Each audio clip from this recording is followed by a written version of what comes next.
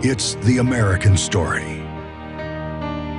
Charting your own path. Forging new ways forward. Not because it's the easy way, but because it's the right way. And for those with dedication, character, faith, and conviction. Sometimes that lonely path paves the way forward for millions.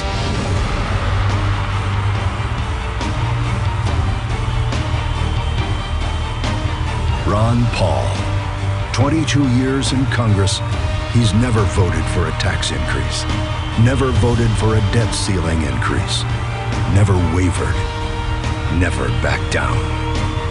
The role of government ought to be for the protection of liberty, not for the intrusion in our private lives, not for the intrusion in economic affairs. You can't keep borrowing from China. You can't keep printing money.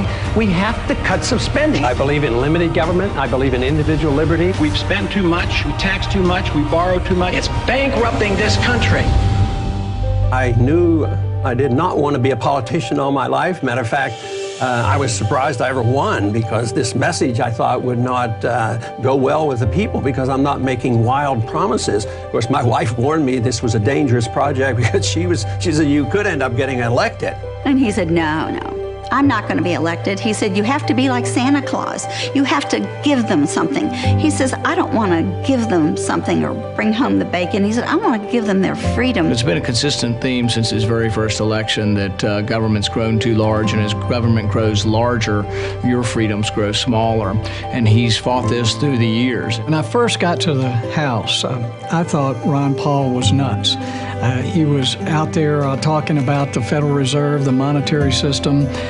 But more and more, I found myself voting with him. He's been talking about these things since the early 1970s, and he hasn't wavered, he hasn't buckled, even when he's had to stand alone. I've always put politicians into two categories. They're either here to make a point or they're here to make a difference.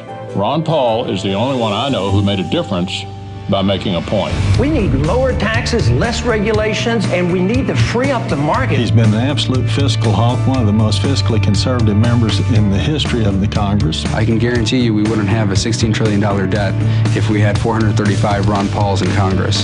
The more I think about him over the years, the more inspiring it is of what he's done. Not being afraid of anything, but willing to stand for what he thought was right. Ron Paul was Tea Party before there was a Tea Party. If you want honesty and integrity, look to Ron Paul, and that's based on his faith and based on his belief in the Constitution. He's willing to do things that other people aren't willing to do because his convictions are so deep. As long as we live beyond our means, we are destined to live beneath our means. Well, one of the extraordinary things about my father is that, the lobbyists don't even come by his office. They don't even bother to come by because they know he can't be bought. And that passion is born of a deep and abiding conviction that these are correct principles. He stands for freedom. He stands for liberty. He stands for the traditional American values that made this country great. The longer we go and the deeper in debt we get, the more apparent it is that Ron Paul was right all those years. Whether people want to admit it or not, Ron Paul changed the conversation.